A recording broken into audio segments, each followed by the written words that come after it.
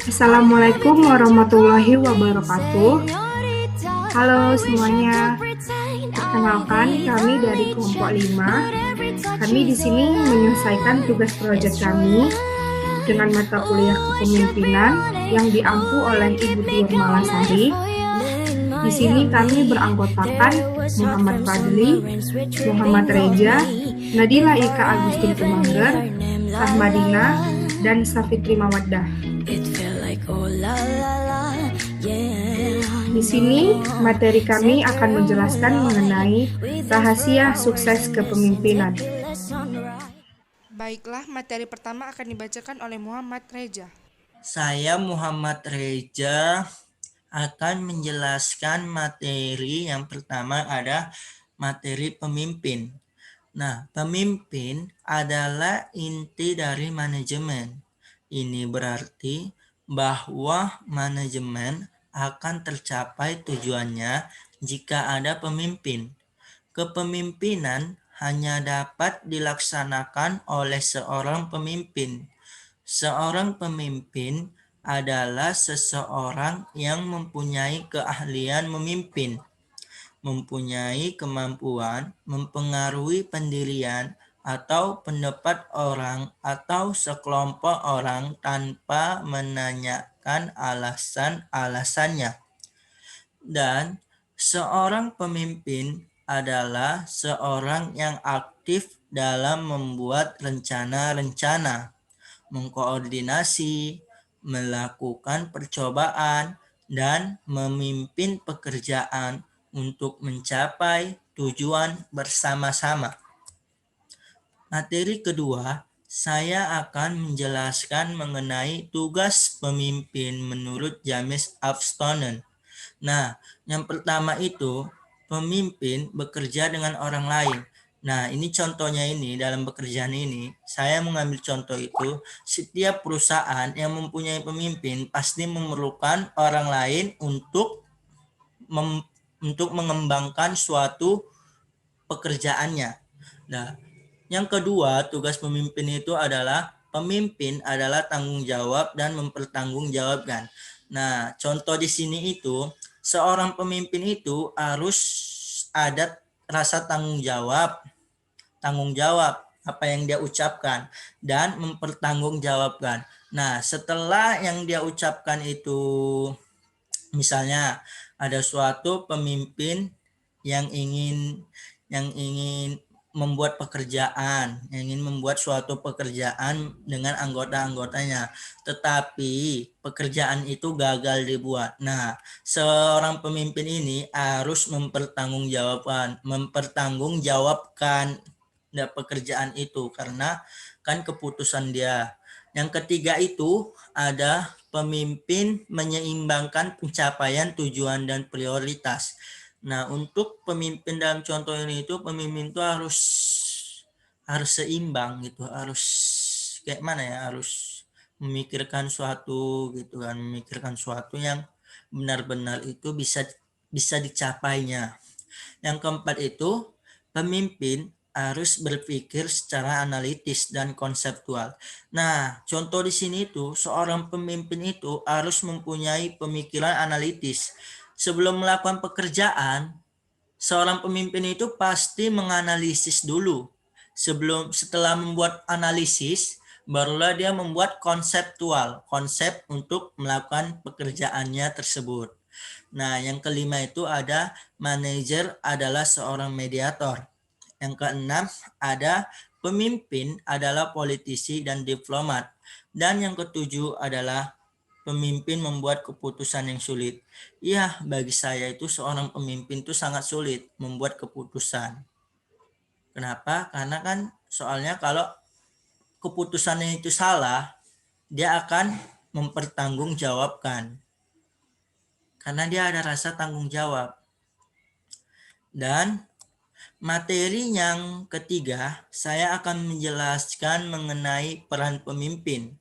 Nah, yang pertama itu ada peran hubungan antar perorangan.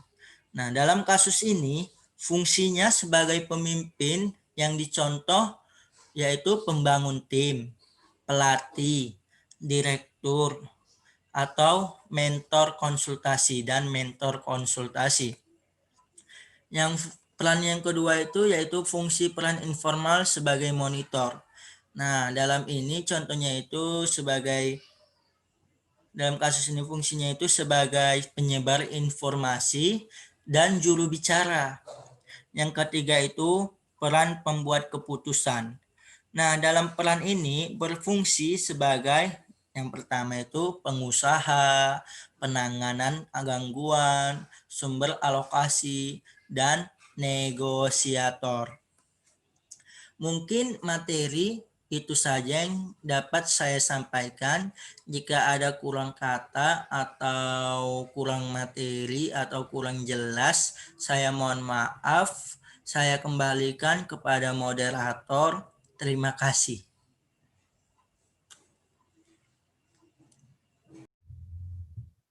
Baik, terima kasih kepada Muhammad Reza.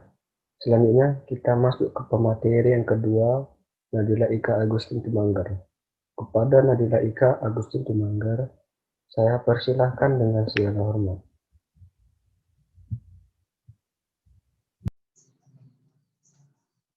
Ya, saya Nadila Ika Agustin Tumanggar. Saya akan menjelaskan tentang kunci sukses seorang pemimpin.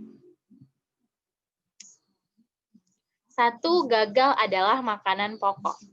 Untuk menjadi seorang pemimpin besar, tidak ada yang berjalan tanpa satu hambatan sekecil apapun itu. Akan ada banyak rintangan dan tantangan yang harus dihadapi dan dilewati dengan kekuatan sebagai seorang pemimpin. Bukan tanpa alasan, karena ketika seorang pemimpin memiliki sikap kuat, tegar, dan pantang menyerah terhadap apa yang dihadapinya, ini akan jelas berpengaruh terhadap perkembangan anak buah dan juga perusahaannya. Jangan takut akan suatu kegagalan, sekalipun itu termasuk kegagalan yang menurut kita besar. Saat kita mampu menghadapi dan bangkit, itulah saat di mana kita sudah melewati satu bagian untuk menjadi pemimpin yang lebih baik. Kedua, hidup adalah belajar, yaitu jika Anda juga belajar dari orang lain dan secara aktif mencari serta terhubung dengan orang-orang yang bisa memberikan ilmu dan pengetahuan adalah tandanya. Karena seorang pemimpin yang hebat tidak akan pernah berhenti untuk belajar. Mereka selalu terbuka dan menerima pengetahuan baru dari manapun datangnya pengetahuan itu, entah dari dosen, penjual kopi, bahkan dari penjajah koran sekalipun. Yang ketiga, berikan cinta dan apresiasi dalam tim, yaitu pemimpin perlu mampu mencairkan suasana dan membentuk tim yang solid dengan pendekatan yang berbeda. Salah satunya dengan menghadirkan cinta dalam tim. Dengan demikian, Anda dapat menciptakan suasana kerja yang lebih menyenangkan dan tidak kaku. Selain itu, berikan juga apresiasi kepada para pegawai atau anggota tim Anda yang melakukan tugas dengan baik, seperti mencapai target kerja dengan maksimal atau melakukan progres kerja yang baik. Dampak positif akan terasa dan mereka akan semakin terpacu untuk terus berprestasi.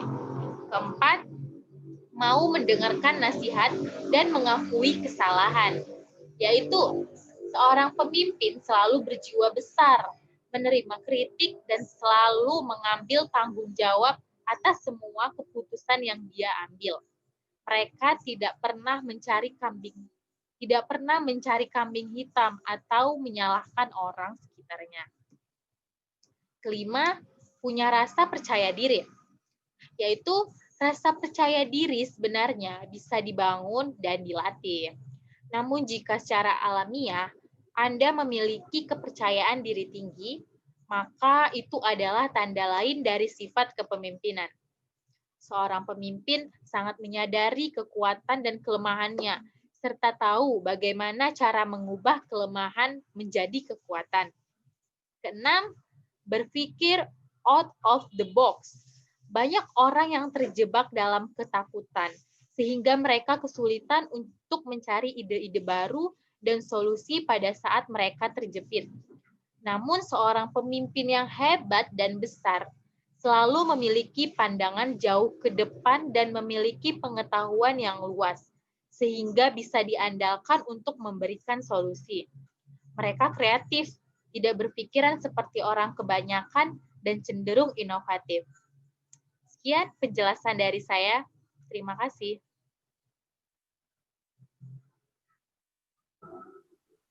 Terima kasih kepada Nadila Ika Agustin Tumanggar. Selanjutnya kita masuk kepada pemateri yang ketiga, Rahmadina.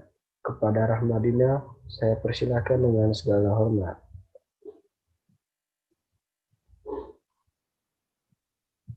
Halo semuanya, perkenalkan nama saya Rahmadina. Saya di sini akan menjelaskan tentang prinsip-prinsip dasar kepemimpinan.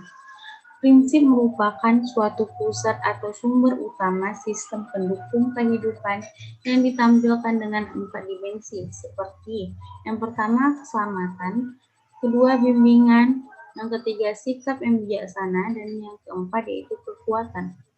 Karakteristik seorang pemimpin didasarkan kepada prinsip-prinsip sebagai berikut, yaitu yang pertama, seorang yang belajar seumur hidup.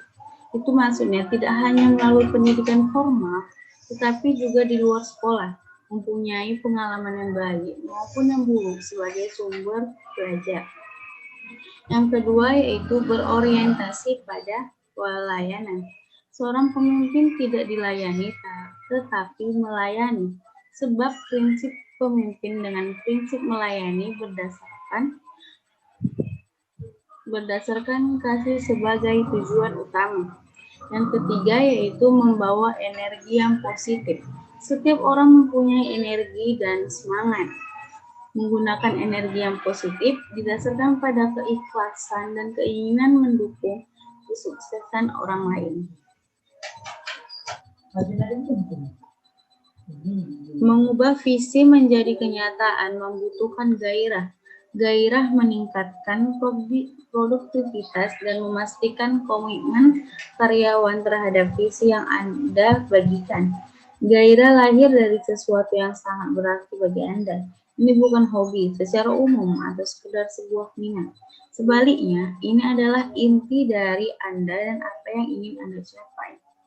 Gairah Anda mempengaruhi pilihan dan aktivitas harian Anda.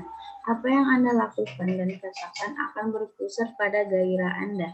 Gairah pada akhirnya mengarah pada penguasaan dan menuju ke arah kesuksesan. Hal ini sebagian besar dikarenakan Anda selalu berpikir dan bekerja pada hal yang Anda sukai. Sebagian besar pemimpin sukses sebetulnya tidak memiliki pekerjaan, karena yang mereka miliki adalah gairah.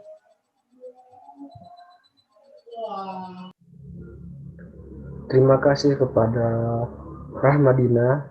Selanjutnya kita masuk ke pemateri yang keempat, Syafitri Mawaddah. Kepada Syafitri Mawaddah, saya persilakan dengan segala hormat.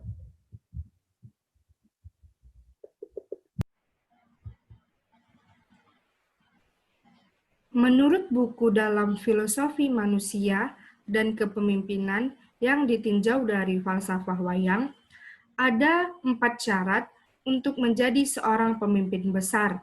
Yang pertama, seorang pemimpin harus menjadi pendengar yang baik. Yang kedua, seorang pemimpin harus mampu untuk mengenal para bawahannya atau yang dipimpinnya dengan baik.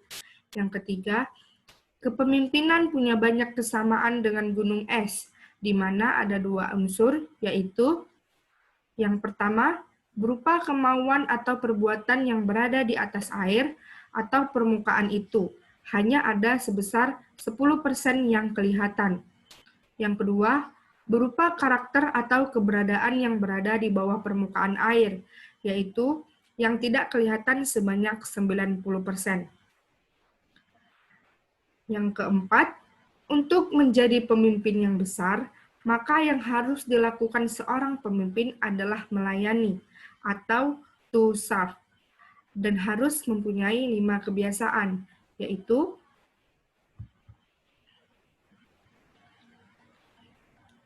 yang pertama, see the future, yaitu melihat masa depan atau visi, di mana see the future itu mempunyai makna bahwa para pemimpin harus bersedia dan sanggup membantu orang-orang yang mereka melihat tujuannya, dan juga keuntungan-keuntungan untuk melangkah ke arah yang sama. Setiap orang perlu melihat dirinya kemana mereka pergi dan apa yang menuntun perjalanan mereka. Adapun see the future merupakan karena kepemimpinan adalah tentang membawa orang-orang dari satu tempat ke tempat lain. Seorang pemimpin diharuskan untuk menentukan arah. Nilai merupakan keyakinan yang menggerakkan perilaku kita. Yang kedua, ada engage and develop others, yaitu melibatkan dan kembangkan orang lain. Di sini makna itu adalah merekrut atau memilih orang yang tepat untuk tugas yang tepat. Itu berarti kita mempunyai pemain-pemain yang tepat dalam suatu tim. Lakukan apapun yang diperlukan untuk melibatkan hati dan kepala orang-orang tersebut. Tanpa mereka, keberhasilan Anda sebagai pemimpin akan sangat terbatas. Hanya dengan bekerja samalah, kita akan dapat mencapainya. Segala sesuatu yang akan Anda capai sebagai pemimpin, akhirnya bergantung pada orang-orang di sekeliling Anda. Yang ketiga, ada reinvent continuously, yaitu temukan kembali terus-menerus. Di sini, Anda harus memperoleh kepercayaan anak buah Anda. Kalau tidak, Anda tidak akan pernah menjadi pemimpin yang besar. Terus, pemimpin harus memberikan contoh tentang perilaku yang ia ingin ditiru oleh anak buahnya. Yang keempat, yaitu value, research, and relationship. Hargai hasil dan hubungan. Cara untuk memaksimalkan hasil Anda sebagai pemimpin ialah dengan mempunyai harapan yang tinggi atas hasil dan hubungan. Jika kita dapat memberikan perhatian pada pelanggan dan menciptakan lingkungan kerja yang memotivasi anak buah. Yang terakhir, ada embody the values, yaitu mewujudkan nilai. Hidup konsisten dengan nilai-nilai yang Anda akui. Mewujudkan nilai merupakan praktik kepemimpinan. Agar seorang pemimpin berhasil, ia harus mewujudkan nilai-nilai organisasinya. Terima kasih, saya kembalikan ke moderator. Banyak definisi kepemimpinan yang menggambarkan asumsi bahwa kepemimpinan dihubungkan dengan proses mempengaruhi orang, baik individu maupun masyarakat. John C. Maxwell mengatakan bahwa inti kepemimpinan adalah mempengaruhi atau mendapatkan pengikut. Menurut Wikipedia, kepemimpinan adalah proses mempengaruhi atau memberi contoh oleh pemimpin kepada pengikutnya dalam upaya mencapai tujuan organisasi. Cara alamiah mempelajari kepemimpinan adalah melakukannya dalam kerja dengan praktik seperti pemagangan pada seorang seniman ahli, pengrajin, atau praktisi. Dalam hubungan ini, sang ahli diharapkan sebagai bagian dari perannya memberikan pengajaran atau instruksi.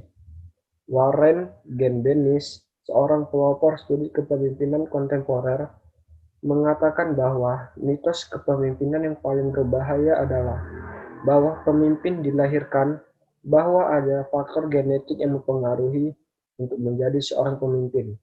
Itu hanya omong kosong. Yang ada pada kenyataannya sebenarnya adalah sebaliknya, pemimpin diciptakan, bukan dilahirkan. Menjadi seorang pemimpin hebat akan tercipta karena adanya terpaan hidup ini. Ada sejumlah peristiwa yang akan terjadi dalam kehidupan seorang pemimpin di mana mereka dituntut untuk bertindak dan mengambil keputusan tertentu berdasarkan kualitas pribadi, atau kita juga akan melihat tanda-tanda di mana seorang pemimpin mampu memimpin orang-orang untuk mencapai kesuksesan. Nelson Mandela adalah contoh seseorang yang memiliki filosofi pribadi dan pola pikir yang memungkinkan dia untuk menjadi seorang pemimpin besar. Dia tidak berpikir bahwa dia adalah seorang spesial, namun ketika dia berada pada posisi dan situasi di mana dia akan diuji dan terisolasi dari kehidupan, filosofi pribadinya adalah alasan mengapa dia pantas menjadi seorang pemimpin besar. Kesimpulannya ialah, tidak ada resep rahasia atau formula ajaib untuk menjadi seorang pemimpin yang tercipta satu malam. Ini adalah proses trial and error, keberhasilan dan kegagalan. Jadi jangan pernah berhenti belajar, dan dengan melakukan praktik dapat meningkatkan kesuksesan dalam kepemimpinan. Demikian tadi presentasi yang dapat kami sampaikan. Mohon maaf apabila terdapat kesalahan-kesalahan kata maupun perbuatan. Terima kasih. Assalamualaikum warahmatullahi wabarakatuh. Salam sejahtera untuk kita semua.